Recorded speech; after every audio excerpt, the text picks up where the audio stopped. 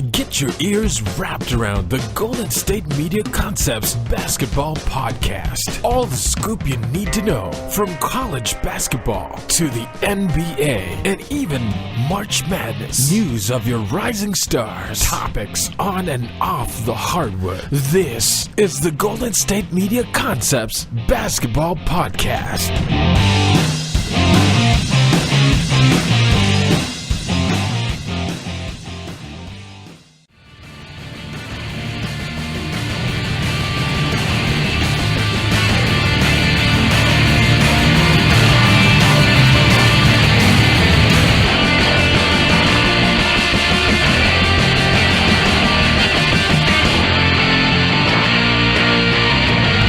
All right, and welcome to the GSMC Basketball Podcast.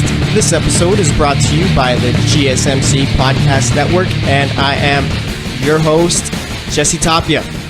All right, it's March 26th. It's Monday. You know how we do for Monday's show. Or actually, before I even get into it, we got a special guest. We got Thomas Dougherty going to be my co-host today. Thomas, go ahead and say hello to the people. Hello, people. How we doing? All right, yeah, so Thomas is going to be doing the show with us. It's going to be a fun one, all right? A little bit of a treat. I think last time I did a show with a co-host was with Tate, but we did that for the GSMC football podcast a while back. So this one's going to be a fun one here. All right, so as always for Monday's show, we always do the weekend recap for the first segment. So we're going to be talking pretty much, yes, we did have some NBA news going on, but we're going to be talking March Madness for the first segment. Second segment, we had games going on in the NBA on Sunday, so we'll be recapping those as we always do.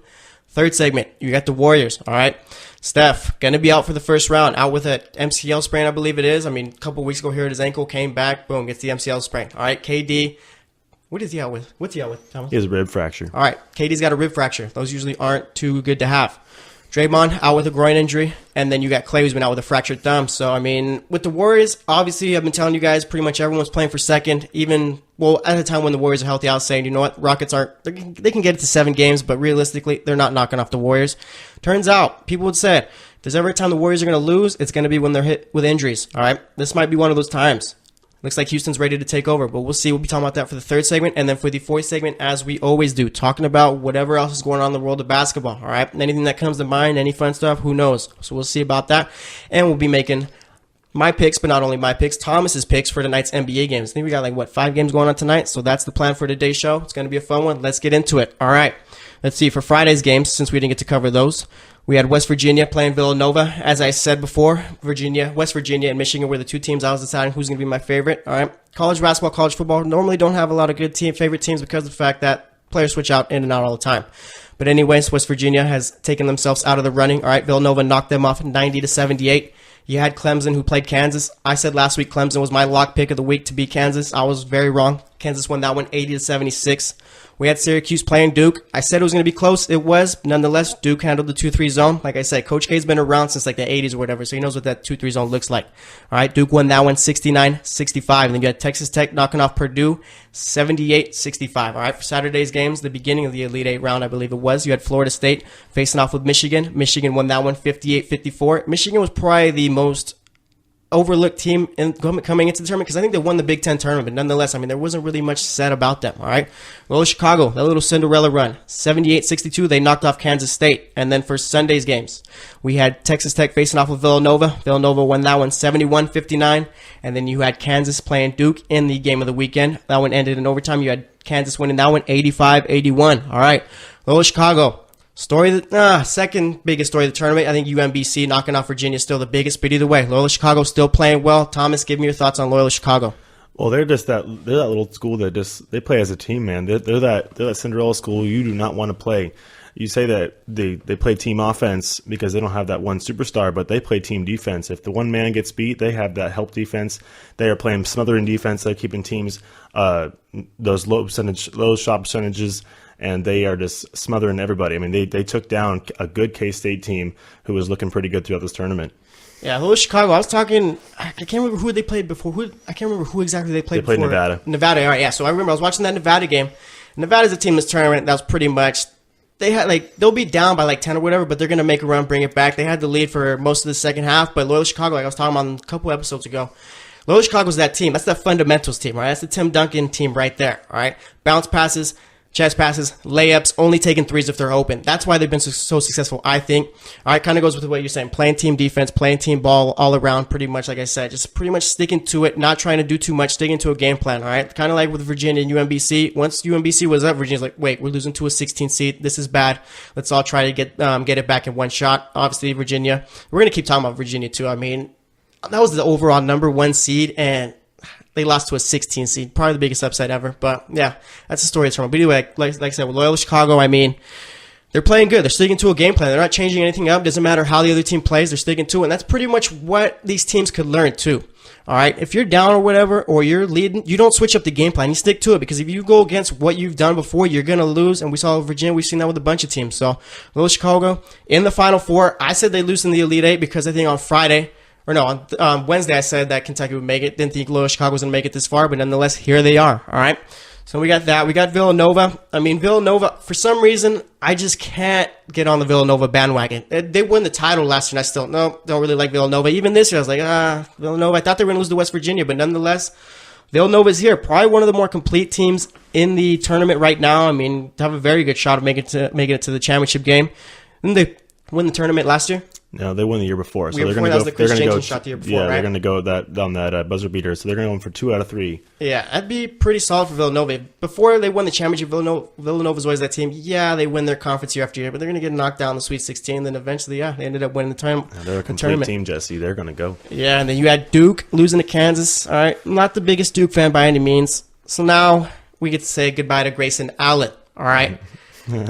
Yeah, Thomas knows about Grayson Allen. All right, Grayson Allen.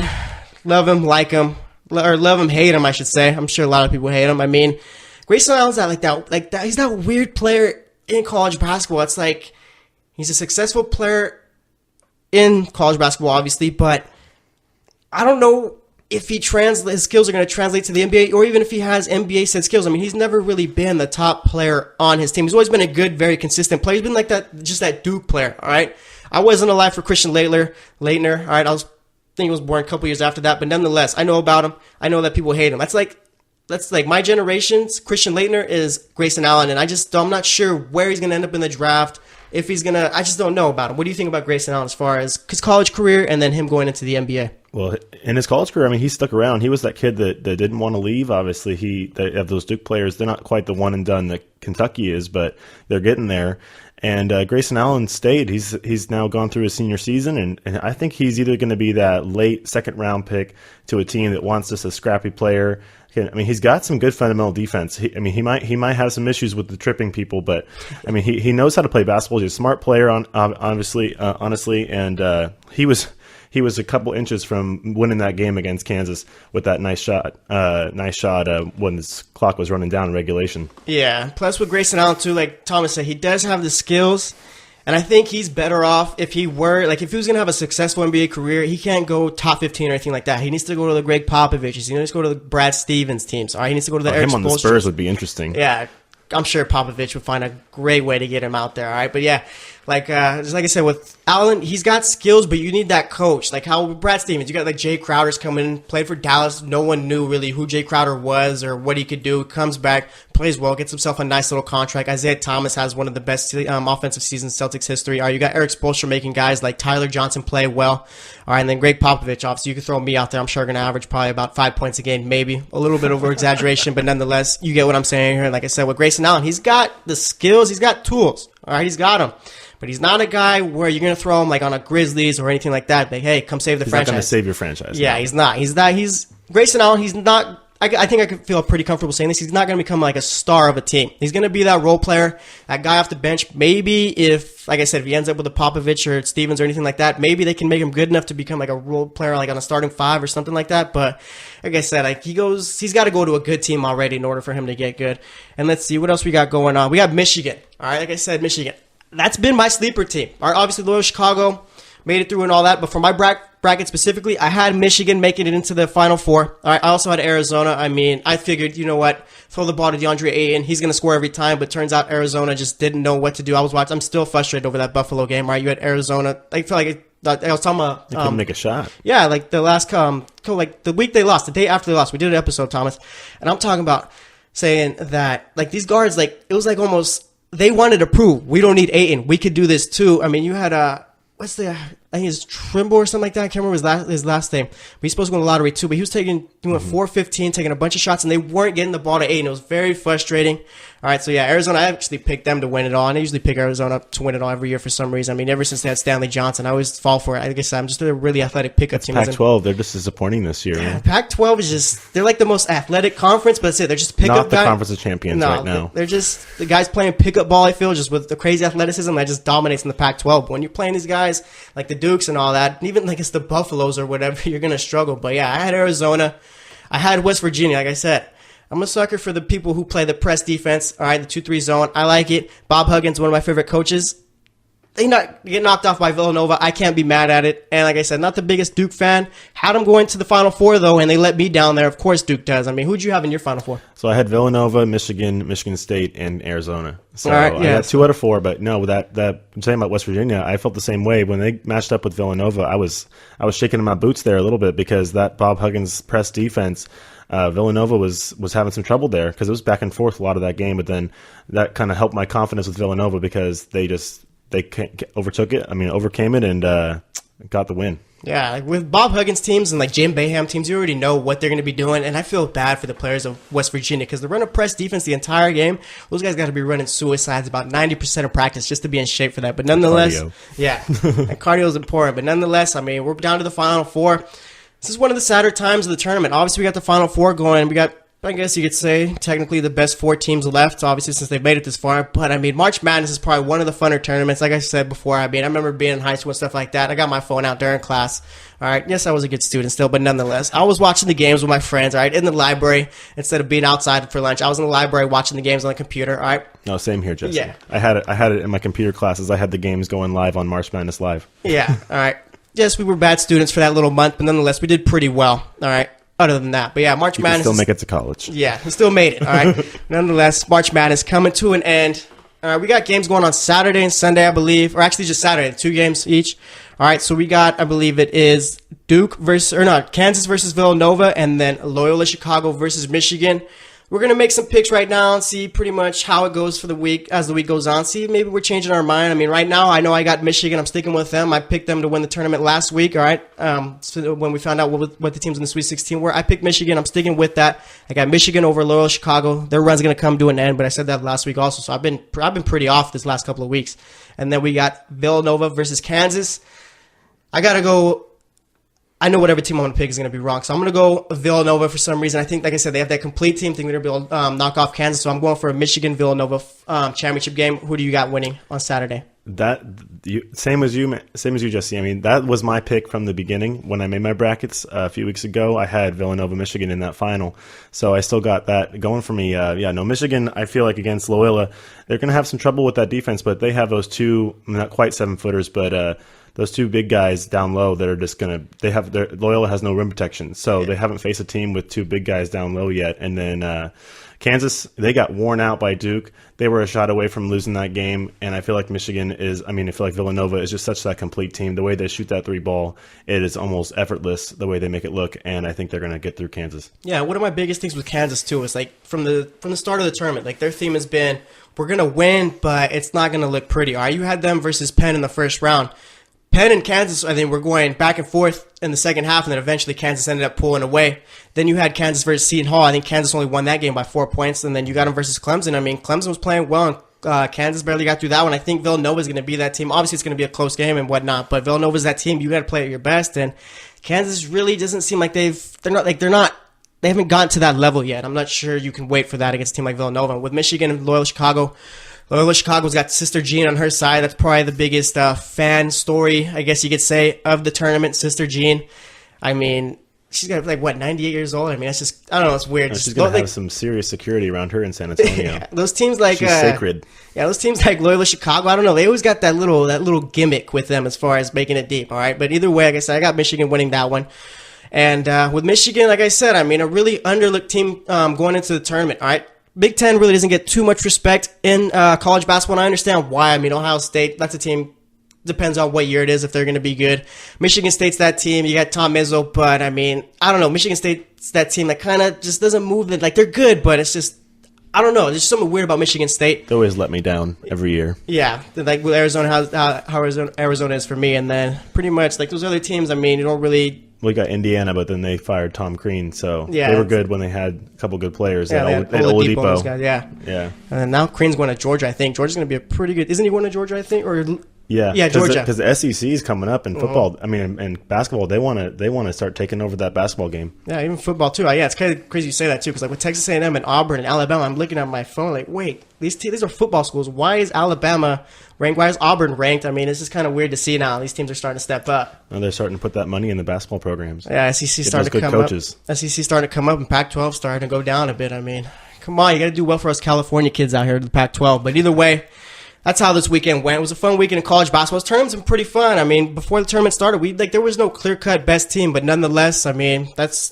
pretty much the result of this. Everyone's getting upset, but that's going to wrap it up for this segment. Next up, we're going to be talking about Sunday's NBA games. I had a bunch of them going on. We're going to talk about a bit about each team also, unless of course we had like two taking teams playing, because I mean, there's no reason to talk about them. So stay tuned, and we'll be right back. Are you looking for the very best NFL and college football podcast? Then check out the GSMC Football Podcast. Get the latest football news both on and off the field. From the NFL Draft to trades to the rumor mill to the NFL Combines, they got you covered. That's GSMCpodcast.com/football-podcast. Get updates on college rivalries, game day insights, and much, much more. It's football talk the way you want it. This show eats, sleeps, and breathes football. Don't forget to like them on Facebook and follow them on Twitter. Visit GSMCpodcast.com for more info.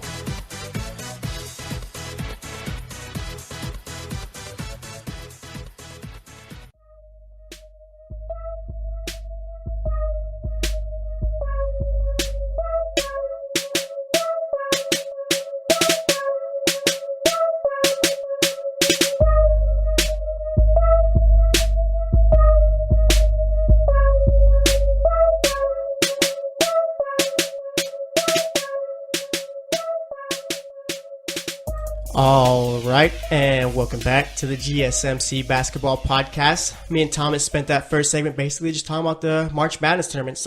March Madness too, like, is it the March Madness tournament, or do we call it NCAA tournament? I mean, like, I think March Madness is the branding, but is it actually the... It is the NCAA tournament. All right, I always get so confused. Like, do I want to call it March Madness tournament, or do I want to call it the NCAA tournament? So I guess I'll just go back and forth. It is what it is. But either way, we talked about all the games. But it's madness. Yeah, it is madness. But, yeah, we talked about the games. We got Loyola Chicago, the Cinderella. All right, like I said, still not the biggest story of the tournament. University of Maryland, Baltimore County. Like I said, I didn't even know what school that was. Didn't even know that was a school. But nonetheless, that's still the story of the tournament. We got Loyola Chicago versus Michigan in one of the Final Four games. And you got Kansas versus Villanova. We had to get some one seeds in at least with all the upsets going on. But, yeah, it's sad time. The tournament's going to be ending. I mean, we got to go a whole week until Saturday without college basketball. So I guess I'm going to be back on the NBA. And that's what we're going to be doing for this segment, all right? Going to be recapping Sunday's games. So let's just get into it. First up, we have the Boston Celtics facing off with the Sacramento Kings. Boston hasn't won in Sacramento since 2011. Saw a nice little, not a stat, but a nice little note about it. All right, the starting center for the Celtics when they last won in Sacramento was Shaq. All right, and Shaq with the Celtics just really was something we all need to forget about. But either way, Boston won this one 104-93. You had Al Horford with 14 points, 8 assists, 5 rebounds, shot 6 of 10 from the field. Dude's been pretty inconsistent since the All-Star break. You had Jason Tatum with 12 points, 7 rebounds, shot 6 of 10 from the field. Terry Rozier starting to play his way pretty much to where he needs more minutes. And, I mean, he's been playing well enough to where you can't really keep him off the bench. And I think he's starting to realize, yeah, I'm a pretty good point guard. All right, he had 33 points. I think that was a career high, 5 rebounds, 3 assists. Shot 12 of 16 from the field, 8 of 12 from the three-point line. Jaylen Brown in his first game back from that concussion, 19 points, 2 rebounds, shot 6 of 10, 1 of 3 from the three-point line. All right. Skal Labissière for the Kings had 14 points, 5 rebounds, 3 assists, shot 5 of 12 from the field. Justin Jackson only had 4 points in this one. Like I said, Justin Jackson, that's the guy you got to watch out for as a rookie. I mean, you got Lonzo Ball, you got the Ben Simmons, all those guys, but Justin Jackson's been that guy that's been kind of flying under the radar, playing well. De'Aaron Fox had 11 points, shot 5 of 10. De'Aaron Fox got to work on his assist numbers too. He's going to be like a solid point guard for this team. Bogdanovich had 4 points, shot 2 of 10, 0 of 5 from the three-point line. Not a great game there. Frank Mason, who's been a nice little solid addition for the Kings this season as a rookie. He had 12 points, 4 assists, 3 rebounds, shot 6 of 8. And then you had Buddy Hield, all right? Was one of the more inconsistent players for the Kings this season, but he's been playing pretty well the last couple of weeks. Had 21 points, 6 rebounds, 8 of 16 shooting, 3 of 7 from the three-point line, all right? You've always heard my thoughts about the Celtics as far as what their injuries have done to them right now. You got Kyrie's out. Jaylen Brown just came back. Marcus Smart tore a tendon in his thumb. Not sure if he's going to be back for the playoffs. And you got Daniel Tice, who was a real solid rookie addition for the team this year. As a rim protector, he's out with a torn meniscus. You know what my thoughts are as far as the Celtics and their injuries. Thomas, what do you think as far as the Celtics and their injuries, as far as like playoffs and stuff like that? Because, I mean, they're going to come in as the second seed. So how do you think the injuries are going to affect them? You think maybe they can make it to the Eastern Conference Finals still? Or you think it's not looking good for Boston? Well, it all depends when. They're just a different team with Kyrie playing. Yeah. With Kyrie playing, they're just so much more. There's so much more movement, so much more spacing. When he runs that point guard position, but with him out, it's just going to be Al Horford's show, and you got to have, like you said, Terry Rozier. He's got to come out and start playing. He's got to have those 33-point performances. I mean, on a weekly basis, because they're not going to see, depending on who they match up with out of the Eastern Conference, that second seed.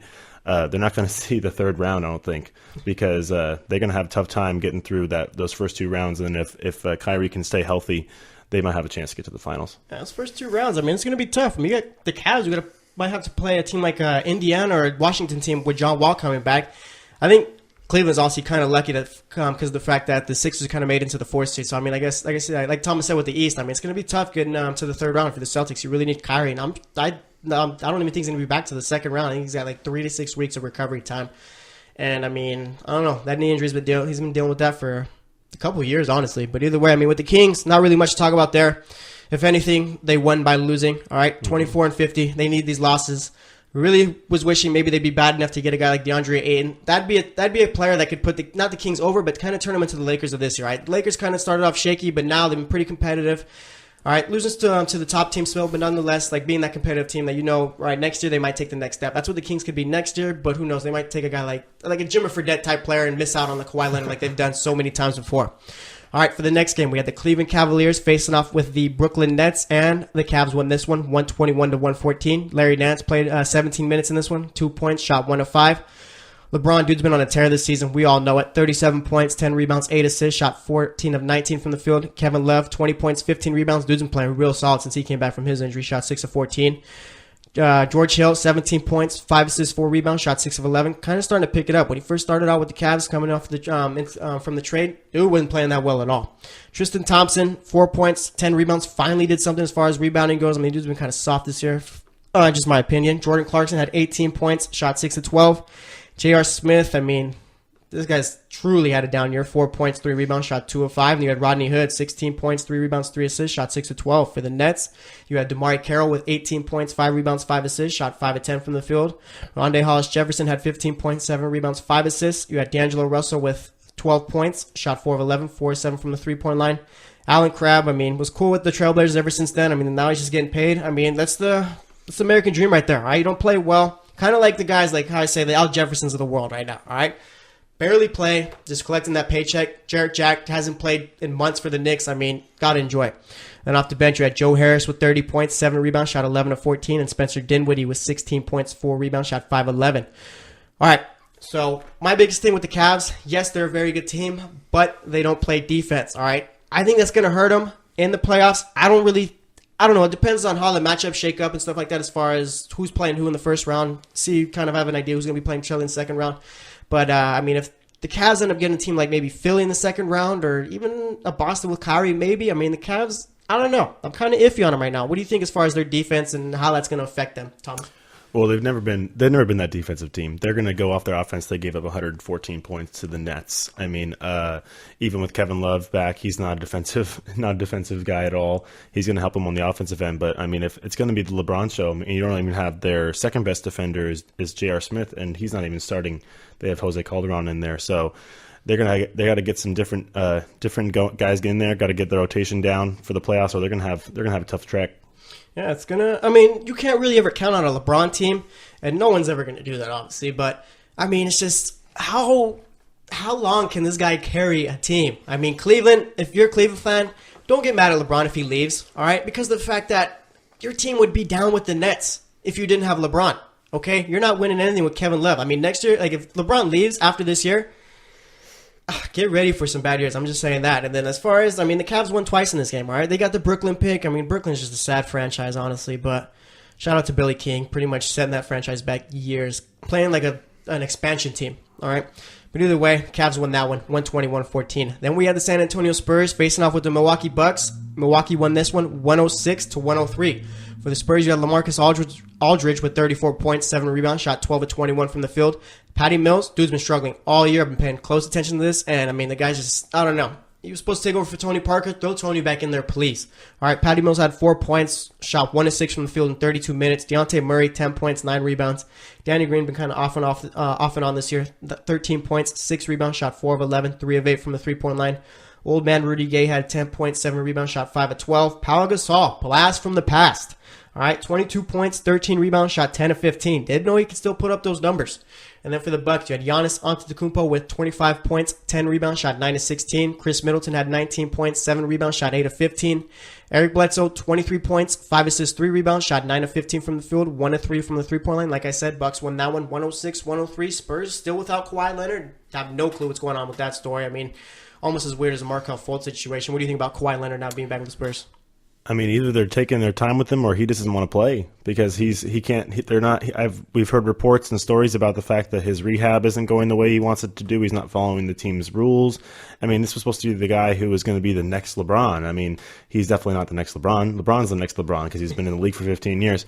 But Pop's not happy with him because he's not listening to the team. He's not listening to their rehab rules. Yeah, one of the best parts of the story is you got his coach from San Diego State going, Kawhi, when he played for me, he played through all the injuries. I was a guy, basketball gamer. You're just adding fuel to the fire. I love it. But either way, Spurs, like I said, never really a team that's been in the headlines, but they've been in them quite a bit this season, all right? Like I said, the Bucks won that one, 106-103. For the next game, we had the Miami Heat facing off with the Indiana Pacers. This game went into overtime, and the Pacers won this one, 113-107. For Miami, you had James Johnson with 15 points, 9 rebounds. Josh Richardson had 10 points in this one. Bam Adebayo, 14 points, 5 rebounds. Goran Dragic had 9 points, 6 assists, 4 rebounds, shot 4 of 9. Tyler Johnson, 19 points, 4 assists. And then off the bench, you had one of my favorite players, Kelly Olynyk. Didn't play too well, all right? 12 points. Actually, almost got a triple-double. Very unlike Kelly Olynyk. 12 points, 9 rebounds, 9 assists, shot 4 of 13, 2 of 8 from the three-point line. Dwayne Wade had 13 points, 7 assists, 4 rebounds. And then for the Pacers, you had Thaddeus Young with 22 points, 9 rebounds, 10 of 16 shooting. Bojan Bogdanovic, still get confused sometimes with Bogdan Bogdanovic, who plays for the Kings. Bojan had 18 points, 8 rebounds, shot 6 of 12, 2 of 5 from the three-point line. Miles Turner, 32 minutes in this one, struggled, had a stat line like me in a pickup game. 1 of 8 from the field, 0 of 2 from the three-point line, 7 points, 8 rebounds, 4 assists. Darren Collison had 12 points, 4 assists. And then Victor Oladipo, who's going to win most improved player this year, 23 points, 5 assists, shot 8 of 21. Indiana is that team where they could find themselves in the Eastern Conference Finals, possibly. What do you think, Thomas? No, I think that right now they're sitting in that 5 seed. It's going to be a good, tough first-round series with Philadelphia, but that's if the season ended today. They could still shuffle around there because they're all pretty much all bundled up there in the 4, 5, and 6 seeds. But I would love to see a Cleveland, Indiana first round because they can give them fits and then have Oladipo running around there. He's such a good player. He's an athletic guy, and like you said, most improved player for sure. Yeah, throwing it back, the Cleveland-Indiana series, kind of like when they had Paul George. Who else? George Hill was playing for that team. It was some fun series. Back when Roy Hibbert Stephenson. Stephenson, Lance, blowing in LeBron's ear. And then back when Roy Hibbert was an actual NBA center. Way back when. All right. Yeah, now it's just on Parks and Rec. Yeah, it was good times. But all right, next game. We had the Clippers facing off with the Toronto Raptors. Look at the Clippers pulling off a big win. 117-106, knocking off Toronto in Toronto. All right, you had Wesley Johnson with 9 points, 3 rebounds. Tobias Harris had 20 points, 5 rebounds. DeAndre Jordan played 32 minutes, shot 2 of 5, 9 points, 14 rebounds. Milo Teodosic, like I said, my favorite name in the NBA, 15 points, 4 rebounds. Austin Rivers, everyone's favorite player to hate, 11 points, 4 assists, shot 5 of 14. Montrezl Harrell, dude's been a beast this season, 19.6 rebounds. And then Lou Will, a possible 6th man of the year, 26 points, 7 assists, shot 10 of 24. For the Raptors, you had Serge Ibaka with 12 points, 8 rebounds, shot 5 of 12, 2 of 5 from the three-point line. Jonas Valanciunas had 16 points, 10 rebounds, shot 7 of 11. Kyle Lowry had 11 points, 8 assists, 6 rebounds, shot 4 of 10, 3 of 7 from the three-point line. DeMar DeRozan struggled in this one, 11 points, shot 3 of 12 from the field, had 11 assists. And then you had off the bench Fred VanVleet. All right, remember him with those Wichita State teams? Very good. Him and Ron Baker were used to be running the show. He had 16 points, 2 assists, shot 6 of 9. I mean, with LA, this game helps them more than this one hurts Toronto. I mean, with Toronto, they're the number one seed. I think they're, 4 games up on the Celtics right now? At least 3 games? 3.5. Ooh, it's kind of changed. But yeah, you got Toronto still 3.5 up. I'm sure they're going to be finishing the regular season as the number 1 team. And then in the West, let's see what the Clippers got going on as far as where they're at right now. They're still 2.5 games back of the Jazz. Clippers got to make up some ground. They've been kind of struggling the last couple of weeks, but nonetheless, I mean, a win like this is big. What do you think as far as the Raptors in the playoffs? I mean, with them, I think that this might be the year they make it to the Eastern Conference Finals and possibly the Finals, but it all depends on Kyle Lowry. What do you think? I can't trust the Toronto team. Not with LeBron in that same conference. I mean, that's why I think that Cleveland is, no matter how many problems they've had, is destined to get that matchup in the Finals. But the Toronto team, it's coming down to Kyle Lowry and DeRozan, but I really like Serge Ibaka. That addition is really making another. I think that's another reason why they're that first seed, and he can get them through those first 2 rounds. Yeah, that's true. And even with Kyle Lowry, I mean, I guess you do have the bench to pick up his slack if he decides to head to the locker room during a game and take a little mental breather. I'm never going to let him live that down. I'm going to mention that every time I get to talk about the Raptors. But either way, I mean, Raptors lost this one. Not really big news for them. Clippers still 2.5 games back, but you need these wins.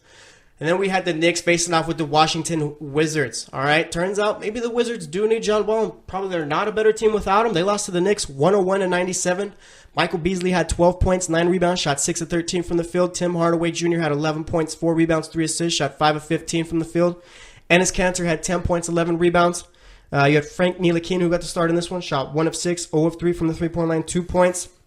In that one, Trey Burke got the start, played well, 19 points, shot 8 of 15 from the field. Let's see. Off the bench, you had Emmanuel Mudiay with 11 points, 7 assists, 6 rebounds. And then you had Courtney Lee with 13 points in this one. For the Wizards, you had Markieff Morris with 13 points, 4 rebounds, shot 6 of 12.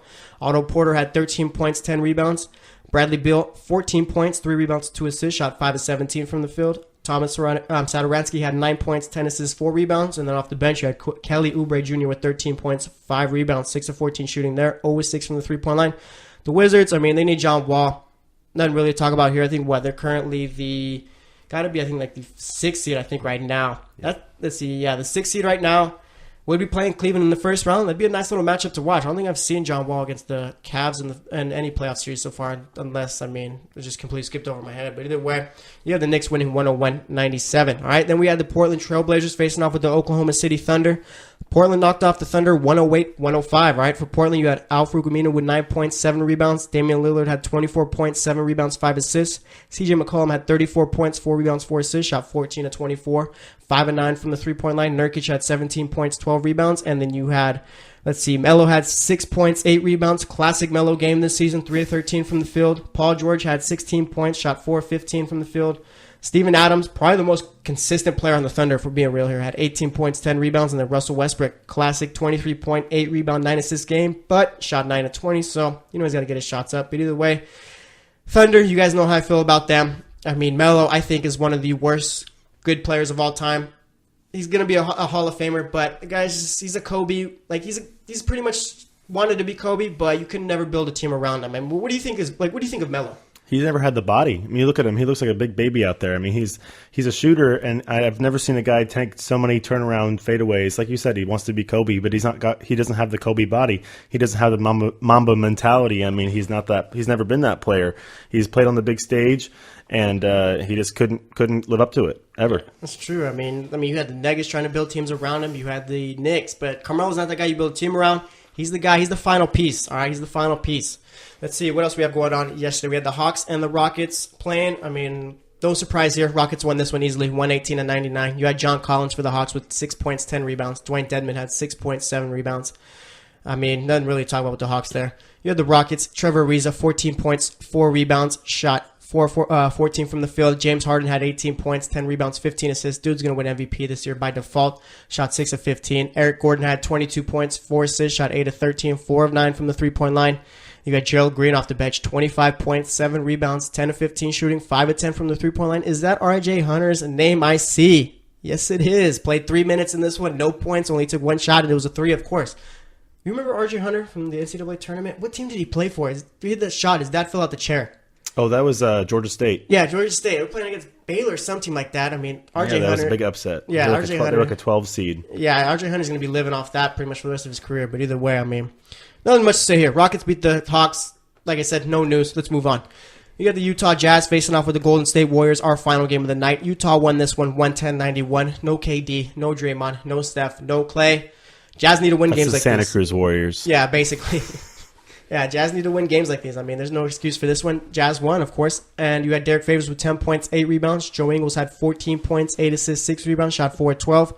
Rudy Gobert, 17 points, 15 rebounds. Donovan Mitchell, 21 points, 6 assists, shot 8 of 19. You had Jay Crowder off the bench with 14 points, 5 rebounds. For the Santa Cruz Warriors, you had Kevin Looney, 6 points, 5 rebounds, shot 2 of 6. JaVale McGee, 8 points, 9 rebounds. Quinn Cook had 17 points, 8 assists, 4 rebounds, shot 7 of 15. Nick Young, classic Nick Young game. 3 of 14 from the field, 1 of 6 from the three-point line, 9 points, 3 rebounds. Pat McCall had 8 points in this one. Off the bench, you had Zaza Pachulia, my least favorite player of all time, 6 points, 4 rebounds.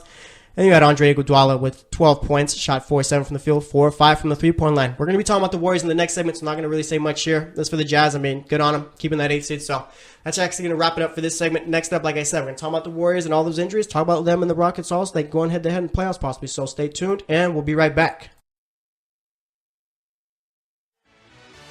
Check out the show that's built on the MMA, from the UFC to extreme cage fighting. They got the fights covered. Check out the GSMC MMA podcast. Get the latest news on past or upcoming fights. Join us as we talk to and about some of the biggest names in the MMA, past, present, and future. When it's the fight game, there's just one show to check out. GSMCpodcast.com/MMA-podcast. Don't forget to like them on Facebook and follow them on Twitter. Visit GSMCpodcast.com for more info.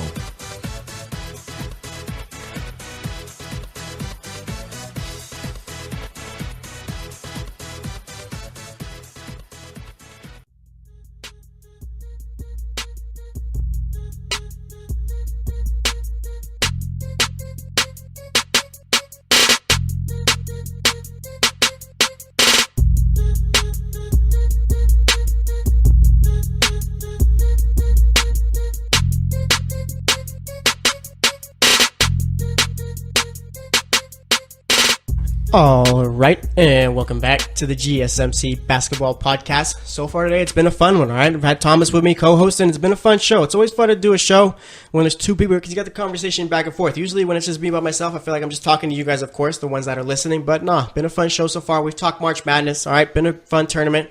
Sad it's coming to an end, but, I mean, once that's over, we're going to be heading into the NBA playoffs pretty soon. So a nice little, how do you say, little bridge, I guess you could call it.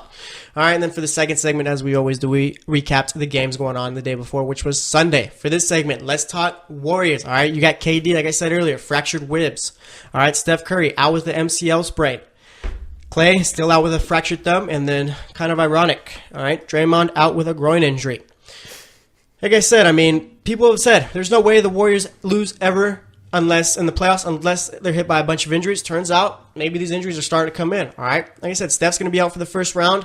It's going to be tough for the Warriors. Let me tell you. I don't even know if I want to say tough. They're that good. If they get at least KD and they're going to get Clay back before playoffs, I'm sure. You'll get KD back, and I'm sure Draymond's going to be back. But with the Warriors, it's kind of weird because KD isn't that leader, but like he doesn't have that like that. I hate using the word killer instinct too because I hate talking like that's a real thing. But he just doesn't have it. He doesn't. All right, he's a very great player, one of the best scorers of all time as far as driving in, mid-range, all that. But he just doesn't have that leader role. I mean, it's kind of when he was playing with Westbrook and for the Thunder. That was Westbrook's team, and we knew it. All right, Westbrook was the alpha. That's it. KD's just the beta. He's not an alpha. It's cool. It's fine. But it is what it is. And the Rockets are playing good basketball. Probably the best team in the West since the Warriors have been good, I guess you could say. I mean, what do you think as far as the Warriors? Do you have playoffs coming up? What do you think, Thomas? Well, I think they get the injury, second injury to Steph is going to be pretty devastating. That matchup right now, they're sitting looking at either Minnesota or Utah, which are both going to be two tough teams in the first round. The Warriors are a different team without Steph Curry. I mean, Steph Curry, he makes that team go. He runs that offense. If you look at their record is quite different when KD's out and Curry's in versus KD being in and Curry being out. There's just so much different. They're almost undefeated without KD and with Curry, and then the other way around, kind of when Curry's out and KD's in, because like you were saying, KD is that beta, and that's why I think he was so okay with coming into the Warriors, because he knew he was coming to a place where he could be that number 2, almost 2B or 2A with the Klay Thompson being that 2B, because you got Steph Curry, and Steph Curry is that transcendent player where he's taking all the limelight. He's taking all that glory because he is that kind of player. He extends that defense. He can make some guard all the way out to 35 feet, and it changes the game for him. Yeah, speaking of makes guys come out and guard my 35 feet, I'll never forget that shot he hit. I think it was last year or the year before against the Thunder. Dude pulled up with like 3 seconds left from the half-court line, I feel, and hit that three. One of the most disrespectful things I've ever seen in my life. But as far as the Warriors go, like I said, I mean, you got the Rockets right now playing well. James Harden going to win MVP this year. And the thing with James Harden, I feel kind of bad, all right? Because like I said, last year, if Russell Westbrook averages about 2 assists less, James Harden wins it. And then there's that debate of whether it was the second time Curry won the MVP. Maybe James Harden should have won it. I mean, I had no problem giving it to Curry because of the fact, I mean, to be honest, I don't care about MVP awards or whatever. I'm more about the team stats and all that. But either way, James Harden could have very well won that MVP. So he's been 0 for 2, going to win it this year. And I'm thinking maybe people are going to say, oh yeah, James Harden won the MVP, but no one else could have went out and won it. And I guess you got LeBron out here. LeBron James is always the MVP of his team. For being really, I mean, every year. Yeah, Jordan didn't win the MVP every year in the 90s, so I guess it's kind of that little effect. You got to give it to someone else. Let someone else have a turn. But either way, I mean, with the Rockets right now, you got James Harden playing well. Chris Paul, I like Chris Paul this season. You could tell he's kind of taking like a back seat to James Harden as far as, obviously, Chris Paul's still playing well, but not at the level he was with the Clippers. Because with the Clippers, that was his team, of course, but he realized getting here, this is James Harden's team. Let me step back. Let me do my thing. Not going to do too much. When I get my chance, I'm going to take it and all that. But he knows James Harden's the guy. You got Clint Capella, pretty much emerged as a top 5 center this season. I don't know. I mean, the center position's kind of, I don't know, I don't want to say diluted because I think it's starting to come up, but still not as good as it once was, I guess, because you got guys like Jokic from Denver. Boogie, when he didn't tear his Achilles. I'm not even sure if you consider Anthony Davis a center. You consider Anthony Davis a center? Or is he power forward? Him and Towns are kind of those hybrid stretch fours right there. Yeah. And even then, so I mean, if you're comparing like Towns and Davis, I feel like Towns does, like, it's weird. Like, these guys play with their back to the basket, come out too and shoot the 3 ball. It's kind of weird. Embiid, that's a top 5 center. Now he's been healthy. All right, Embiid was always, he's not a top 5 center. He can't play more than 30 games. Now he's playing back-to-backs. All right, I think Embiid now is the top 5 center. Might eventually be the best center in the league sometime in the future, possibly. I don't know, but getting back to the Warriors and Rockets, I mean, this is it. If there was ever a time for a team to knock off the Warriors, it's this postseason. All right, it is. With the Warriors, I've been saying, before the injuries, you're not beating them. No one is. The Rockets can get the series of 7 games. Doesn't matter if it's in Houston, Game 7, or Oakland. I always want to call it Golden State because that's their little team name or whatever, but it's Oakland. All right, they were playing at Oracle Game 7. We know who's winning both of them. It's the Warriors. All right, Houston fans think they had a chance before. They didn't, but now they do. All right, with Steph Curry, it's kind of like what I've been saying with the Celtics. All right, the Celtics, I think, honestly, just sit Kyrie for the rest of the year. You're not winning the title this year. You had Gordon Hayward pretty much lose a foot in the first game of the season. All right, have Kyrie sit out the rest of the year, rest that knee, have him come back with Gordon next season, and then you're ready to go. Okay, you got Marcus Smart, who's been out with the torn tendon in his thumb. Like I said, Tice is out. Jaylen Brown coming back from a concussion. That whole team's been hit with injuries all year, and that's going to help make Brad Stevens Coach of the Year case right there because of the fact that he's playing guys like Abdel Nader, Shane Larkin, who's playing in Spain last year. All right, they're playing big minutes with the Celtics. You had Marcus Morris having his best year. I mean, just the job Brad Stevens done in Boston has been pretty good, really good. But either way, like I said, with the Warriors, you got all those guys hurt. I thought that they should have sat Steph until the playoffs started with that ankle injury he had. I didn't even care if it was minor or whatever. Sit him till the playoffs get here. What's the point of having him come in the regular season? I understand that there's a whole thing. You come in, missing a couple of weeks, you're resting and stuff like that. But I feel like Steph Curry, he's the exception to that rule. I think Steph can come back and play basketball pretty well. And either way, even if, let's say, he came back rusty, oh, we got that guy Kevin Durant. Oh, we got that guy Klay Thompson. Oh, we got Draymond Green. You still have some pretty good players. Plus, you'd be playing against the Timberwolves, I don't know what it is. It's like the bully, okay? You're going to pick on all the little kids, the kids that are below you and stuff like that. But when the bigger kid comes, like, hey, stop picking on them, that's the Timberwolves, all right? They can't beat top teams. They can beat the Kings, beat all those teams all you want. It's fine. But they cannot beat the Rockets. They can't beat the Warriors. They can't beat the Trailblazers, all right? So with the Warriors, like I said, you sit Steph, come back to the playoffs. If he's not playing as well, oh, let me pass it to Kevin Durant so he can hit this 3, all right? But nonetheless, dude's going to be out for the first round, and playing a team like Minnesota, they're getting a Jimmy Butler back. I had an idea, all right? Do we still like the Warriors' chances without Steph Curry? Like I said, we know how they play without Steph. Kevin Durant's a beta. Do we like their... I think I would still pick the Warriors against the Timberwolves in the first round series. But I'd be kind of nervous because you're getting Jimmy Butler back at that time. What do you think as far as the Warriors and Timberwolves? Well, they did just play a couple weeks ago. The Timberwolves took them down in Minnesota, but I feel like the Warriors have been playing on cruise control for the last month and a half at least, because I think even without Steph in the playoffs, they're going to have a different mentality. And I actually kind of like the fact the injuries are terrible, but they get these bench guys going. They're getting these bench guys some quality minutes. You're getting Patrick McCall back out there. You're getting Iguodala warmed up for the playoffs, because they're going to need all those guys. You're going to need the full team, full 12, 13-man rotation.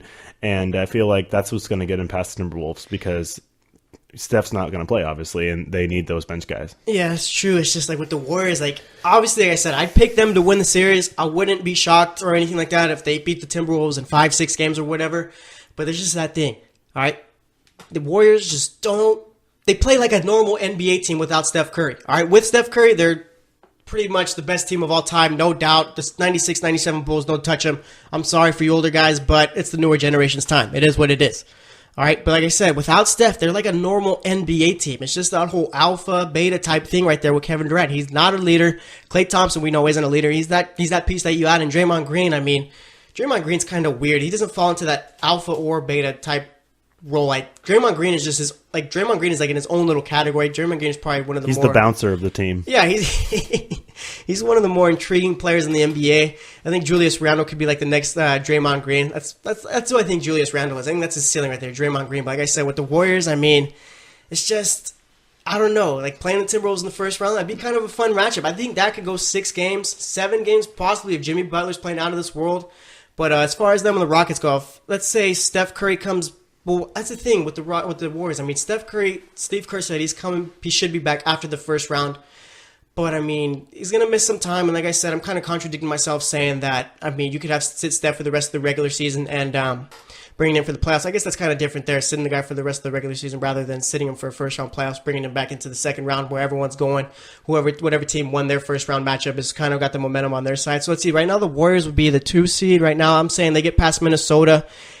They'd probably be playing the Trailblazers. All right, Steph Curry coming back off of injury, like pretty much a little bit raw and stuff like that against a team like the Trailblazers could be tough. The Warriors are going to have probably their toughest postseason since they've been the best team in the league, I think. This is going to be the toughest by far. Because you have to go Minnesota with Jimmy Butler. Without Steph, that's going to be tough. You got the Trailblazers who are pretty much finally put together a consistent season. All right, Lillard's kind of become that, like he's always been that leader, but now he's kind of like taking that role. All right, it's going to be tough. You get past them, you get the Rockets with the MVP James Harden. You got Chris Paul there. I mean, you agree with me? This is going to be the toughest postseason for them. And this is not going to be like last year where they did not lose a game in the Western Conference playoffs. They're going to lose some games, whether it's the injuries, but these matchups this year, like you said, the Blazers, they're a real team this year, and that's probably the team that's going to freak me out the most. That first year, they got to get those guys back. They got to get Steph back. They got to get Clay's thumb figured out, because I mean he's shooting left-handed right now in those warm-ups. Yeah. So I mean, with the Warriors, it's like I said, you can't really pick against them even with all these guys. Or I guess you can, but I don't know. I'm a guy that doesn't take risks as far as picking in sports and stuff. I'm gonna go with what I know. I know the Warriors are very good. I know James Harden, when it comes down to the clutch, to the pretty much the game series clinching games, he doesn't show up. I think he's got the top 2 games with the most turnovers in series clinching games. Chris Paul's never made it out the second round. So I mean, the Rockets even then, so still kind of have their little bad juju voodoo type things as far as the playoffs go. And it's gonna be tough, but it's gonna be a fun little Western, like the Western Conference playoffs is gonna be fun to watch. And then as far as the East goes, I mean, that's wide open. I mean, you got the Pacers who can make it to the Eastern Conference Finals. You got the Sixers who, that's my sleeper team. All right, a couple of weeks ago I said I wouldn't be surprised if the Sixers make it to the Eastern Conference Finals. You know what? Like I said, for the 4th segment, we're going to talk about pretty much whatever comes to our minds. We're going to talk about the Sixers for the 4th segment and pretty much make our picks for tonight's game. So we're going to wrap up this segment now. Talked a lot about the Warriors and Rockets. But like I said, next segment we're talking Sixers. We're going to make my picks for tonight's games. And pretty much if there's any other news that pop up, we'll be talking about that too. So stay tuned and we'll be right back. Check out the show built around the women of MMA. From the UFC to the extreme cage fighting, we got the fights covered. Listen. It's the Golden State Media Concepts Women's MMA Podcast. The latest news of upcoming fights, discussions of previous matches. Join us as we talk to and about the biggest names in women's mixed martial arts, past, present, and future. When it's the women's fight game, you know where to listen to. The Golden State Media Concepts Women's MMA Podcast.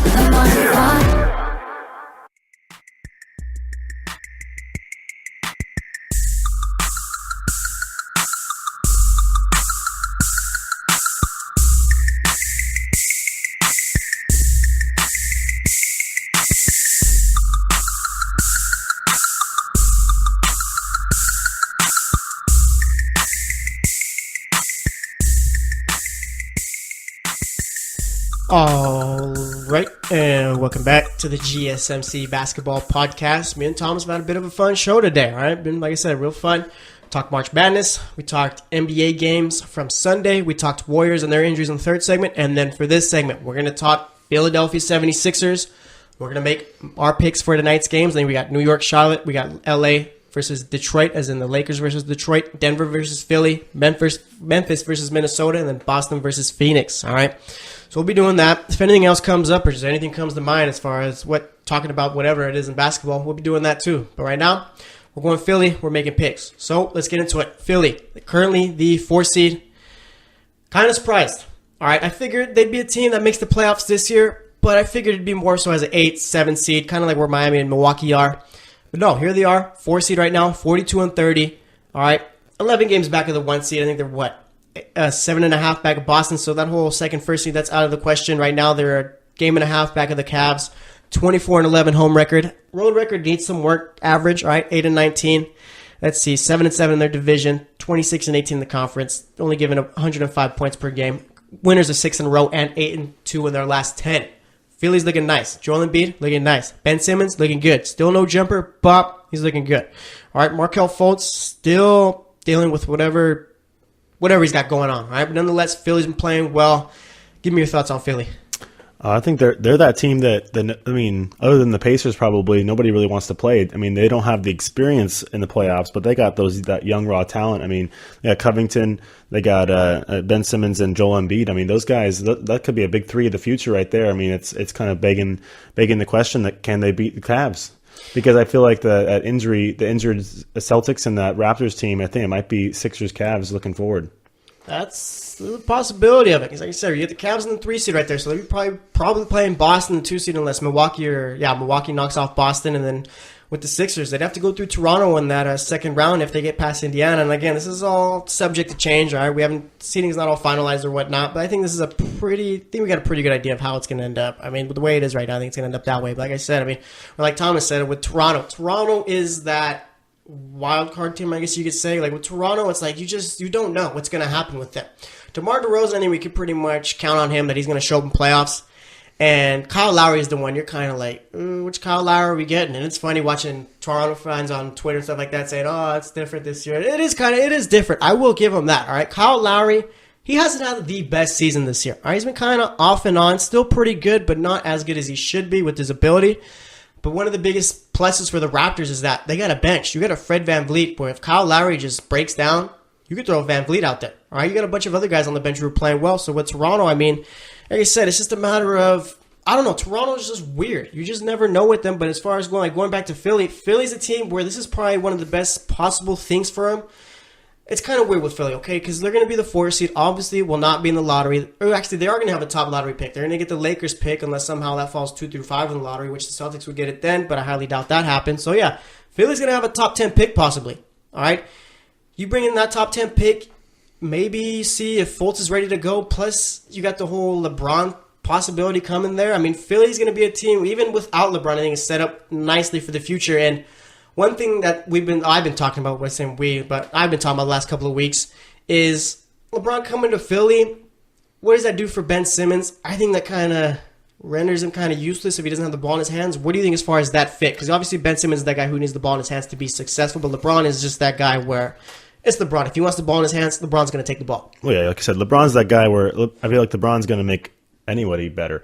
He's going to, I mean, Ben Simmons has got to figure out how to shoot, but I feel like they both have such an athletic ability where, I mean, no matter what, they're going to be that cutting and driving team where they're going to just be the aerial, they're going to be the next Lob City, I feel, because if they can get LeBron even with the ball or Ben Simmons with the ball, either of them can just jump out of the gym and they'll be down low and rocking that rim. Yeah, plus you got Fultz. People say, oh, he's a point guard. How can we not mention him? I think Fultz, again, this is all a matter of can Fultz remember how to shoot? All right, like I've been saying, the Monstars stole his talent from Space Jam. All right, I really do not have any clue what's going on with Markelle Fultz. I mean, the dude... He's got the yips. Yeah, he was talking before the draft, well, me and Lonzo are going to have a rivalry. I'm going to be a better player. Dude, you've only played 4 games, and Lonzo's been kind of weird this season, all right? Lonzo, beginning of the season, was playing pretty poorly. Then, middle of the season, he picked it up in the last couple of weeks. Dude's been bad, all right? Yeah, I get it. He gets assists, he gets rebounds and all that, but... He makes the Lakers a better team. Yeah, he does. And that's one thing, I guess, that keeps him good, but it's just that jump shot is disgusting. And like with Ben Simmons, he knows that he can't shoot. Okay, Ben Simmons isn't going to go out and take a whole bunch of threes. Lonzo, I don't think he realizes that when you shoot 1 of 12 from the three-point line and take 12 out of your 15 shots from the three-point line, you only hit 1 of them, probably better off passing the ball or driving it. All right, but like I said, Lonzo's got that big baller mentality. All right, LeVar's instilled that into him, I guess, but... I mean, it's kind of... Lonzo and Ben Simmons, I think, are kind of almost like the same player. All right? Neither could shoot. Both play well at the point guard position. Yeah, Ben Simmons is about 6'10", playing the point guard position, which is kind of ridiculous. But, I mean, that's the NBA we're going towards right now. You got Giannis Antetokounmpo, dude's like 8 feet tall, and he could pretty much bring the ball up as a point guard. I mean, but as far as the Sixers go, they're playing well. I like it. I mean, like I said, the Pacers versus Indiana versus Philadelphia would be a fun little series. That'd be a 7-game series there. And like how Thomas mentioned earlier, the only thing with Philly for the playoffs is they don't have that experience. Embiid hasn't played in the playoffs. Ben Simmons hasn't played in the playoffs, obviously. All right, Covington, Sarge, they've been there as long as Embiid. I think Covington was with the Rockets for a little bit. It's kind of weird to think about. Like how Kyle Lowry was with the Memphis Grizzlies at one point. It's just weird to think that those guys used to play for those teams. But, yeah, those guys really haven't gotten much playoff experience. J.J. Redick, all he knows is to get to the second round and lose. That's all he's ever done in his career, thanks to Chris Paul. And off the bench, I mean, guys like Marco Bellinelli, that dude's... He's just a nice little shooter, but nonetheless, yeah, I don't think they have any playoff experience besides JJ Redick, right? Bellinelli went with the Spurs, probably, yeah. But that's about it. Off the bench, no starters, none of the starters. Yeah, so maybe Bellinelli's like, oh yeah, Pop told me one time this is what we got to do, so maybe that's the playoff experience they get it. But I don't know. This is gonna be this. If Philly gets out of the first round, and like I said, makes it to the second round, obviously, then that's where they become dangerous, all right? And I guess, like I said, it kind of doesn't make sense in the way, because like if they lose, it's kind of like, oh yeah, it's just a young team. But either way, I mean, with Philly, like I said, it comes down to that experience for the playoffs. If they can not let the moment get too big, then they're good. And even with Indiana didn't really have playoff experience. You got Thaddeus Young, guys who've been in the league for a while. Al Jefferson, I'm sure, has had to have played in the playoffs sometime in his career. Dude's been around since... Let's just say Al Jefferson was part of that Kevin Garnett trade to the Celtics. All right? He's been around quite a while. Let's see, who else? Lance Stephenson, obviously, with LeBron, those little series that they had. Never forget Lance Stephenson. The dude's probably the least skilled, good basketball player in the league. Like Carmelo, probably one of the worst good players of all time. Lance Stephenson, one of the best, worst players of all time, if that makes any sense. I mean, Lance Stephenson is just... That's a literal guy who plays pickup ball in the NBA, and he's just been successful because of it. But yeah, with Philly, I mean, I like the way they're playing. They're a good little team. They've been a joy to watch, but now we're going to see what can you do in the playoffs, because obviously they're going to be making it. And as far as all the other teams, you got the Wizards going to be getting John Wall back. The Bucks, that's a team where everyone's been kind of like, oh yeah, they're going to be the team of the future, but they just haven't really put it together. I'm not sure it's going to take another year. I mean, I think Giannis is going to leave in 2019. That's my sleeper team for LeBron. I want LeBron on the Bucks with Bledsoe and Giannis. That'd be a nice little team. I don't think Giannis is going to be there for too long. Dude's a marketing machine. He needs to go to a big market in L.A. Hope he doesn't go to the Knicks. And one thing, too, Thomas, to learn about me, I'm not the biggest New York fan. I think the Knicks are probably the most... Giannis and Porzingis together? Yeah. That'd be interesting. I don't know. It's just That's two big guys. Yeah, it's just the thing with the Knicks. I think they're the most overrated franchise of all time, all right? Well, I agree, for People sure. talk about the Knicks like they're on the same level as the Celtics or Lakers team when, I mean... This isn't the 70s. Yeah, I mean, last time you won a championship was in 75. What was it? A Willie Reed guy that came with the ankle injury? I mean, That's cool. What else have you done since then? Patrick Ewing? To me, it's just a guy who lost to Jordan a whole bunch of times. All right? That's all he is. All right? Sorry, Knicks fans. It's the truth. But either way, That's all we got to say about these Sixers. Let's look at tonight's games. Like I said, we got 5 of them going on tonight. We're going to make our picks. Let's get into it. First up, we got the Knicks facing off with the Hornets. You got Charlotte, who's favored in this one. Right now, the Hornets are 20-17 at home. Knicks, 9-29 on the road. Came off of a big win yesterday against the Wizards, though. I think I'm going to go with the Hornets. Kemba's been playing well. Yeah, Dwight Howard has been playing well also. The Hornets are a team, like I've said, I mean, they got a bunch of good players, but just something, there's just not that it factor with that team. So I got the Hornets beating the Knicks. Who do you got? I got the Hornets too. Kemba, I love Kemba. He's a great player. Even coming out of college, loved Kemba for his whole career, and I kind of wish he got into a bigger market. Talk about somebody getting into a bigger market. But yeah, Knicks coming off back-to-back, definitely got Charlotte. Yeah. Play with Kemba too, like I said. Kind of coming into the league, started off kind of slow, but he's really picked it up the last few years. Then we got the Lakers facing off with the Pistons. Pistons had that nice little run with Blake Griffin. Ever since then, pretty much realized, oh yeah, we play in Detroit. We're not that good.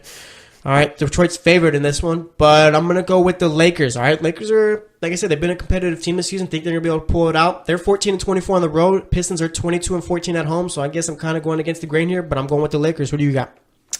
We'll stick with the California team. I like Lonzo. I like seeing that team come up, but I don't know how far away Ingram's coming back from that injury. But then also I love the way that Julius Randle's playing right now. He's gotten that mentality, just like Draymond Green, kind of feeling that young Draymond Green attitude, and he's just wrecking the league right now. Yeah, Lakers got some decisions to make in the offseason. I mean, Randle's going to be a free agent. You want to bring back him, you're going to have to pay Randle. You're probably not going to give him a max deal, but you're going to have to pay him a decent amount of money.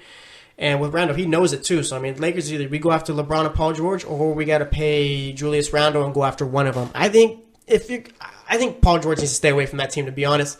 I like Ingram. I like Kuzma. You got Randle. I don't really see a fit. People say Paul George should play the 2. Not 2K. This is not 2K, all right? You can't just throw a player in there. These positions, like I said, we're moving towards positionless basketball, but it does matter a bit. So either way, yeah, we both got the Lakers. Then we got the Nuggets versus the 76ers. Philly's at home, 24-11 at home. The Nuggets are 13-23 on the road. I'll let you make the pick first on this one. Oh, I like Denver. I like a Denver team. Sixers are kind of playing up right now because they got their 40-win threshold, but I think they're kind of due for a loss, even on the road. Nuggets kind of need that. They need to keep playing well. They're pushing towards the playoffs. They're sitting right, I think, in the 9 seed right now, so they need to push and get those wins. So I'm going to take the Nuggets on the road. All right, I'm going to go against you on this one. I kind of wanted to go with the Nuggets, but I figured we should switch up on these picks. I'm going to go with the Sixers. All right, I like Simmons, and he's going to play well today. You got Embiid, who's going to have a nice little battle against Jokic.